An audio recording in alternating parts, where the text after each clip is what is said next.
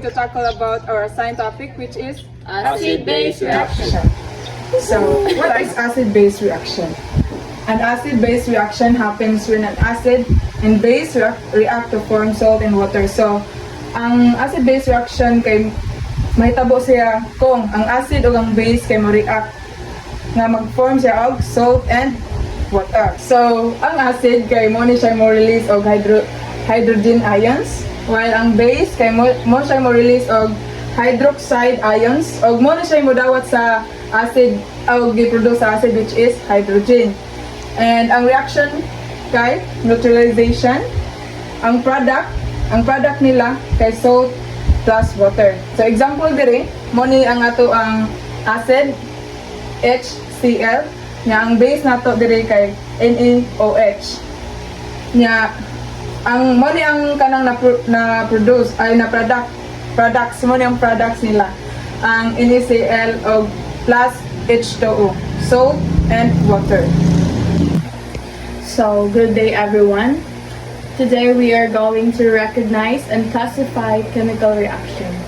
So, today we're talking about acid-base reaction, and we'll learn how to recognize them from what we can see and also classify them based on their chemical equation. So, what is acid-base reaction? Acid-base reaction is when an acid and a base mix together. Most of the time, this is called neutralization. And because the acid and base cancel out each other's strong properties. The main thing that happens chemically is they form two products, which are water and salt.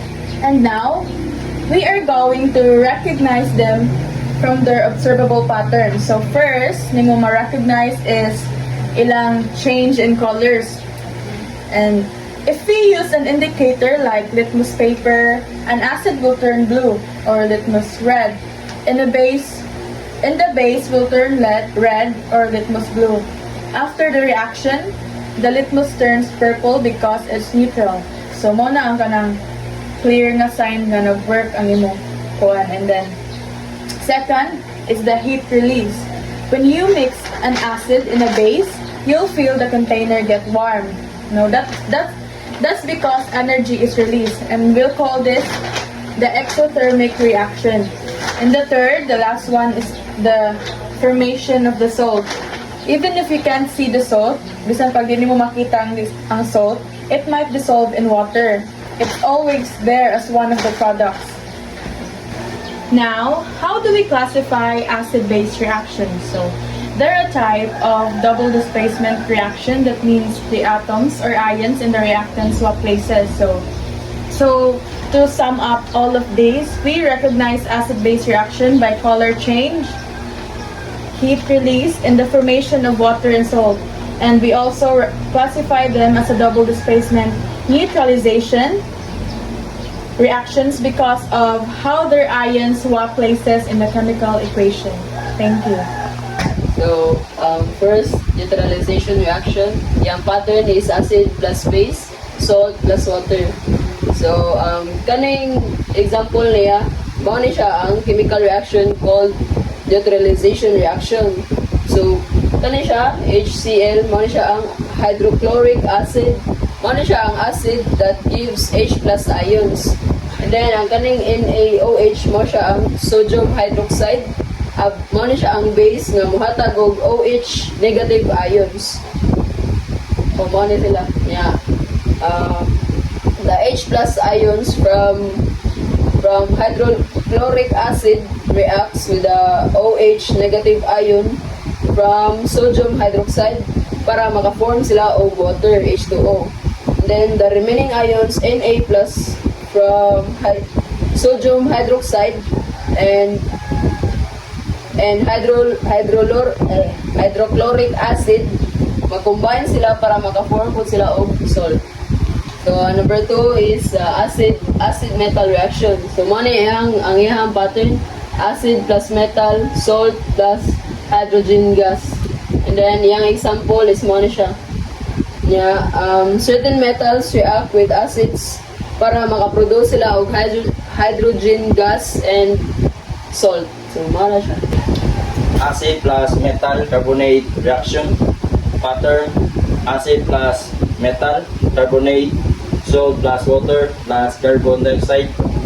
For example, 2HCI plus CaCI2 plus H2O plus CO2. Carbonate react with acid to release C2O gas. Number 4, acid plus ammonia or base reaction. Pattern, acid plus base salt. For example, HCI plus NH3 dash NH4C1. Ammonia react with acid to form salt without producing water. And now we're going to relate the acid-base reactions in real-life situations. So acid-base reactions play an important role in criminology and forensic science because they help investigators identify, analyze, and perceive evidence. Example, the investigator discovered a small amount of liquid, which is the liquid has no smell and no visible color. So the liquid has no visible color, no? So kanang maglisod og identify ang atong investigator. So mao tong nag-perform siya og pH test kanang using the pH paper.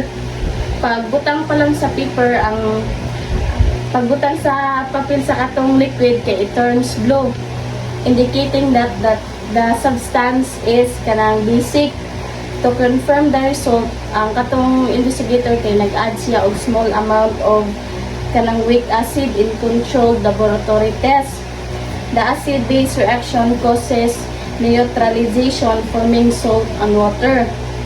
So based on this acid-base reaction, the investigator concludes that ang katong liquid nga iyang nakita kay kuan na siya ay likely a strong cleaning agent.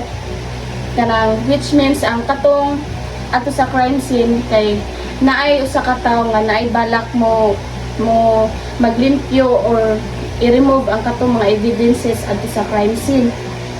So the result help investigators understand the actions taken at the crime scene and supports further forensic analysis. Another example, investigators find an unknown liquid near a crime scene.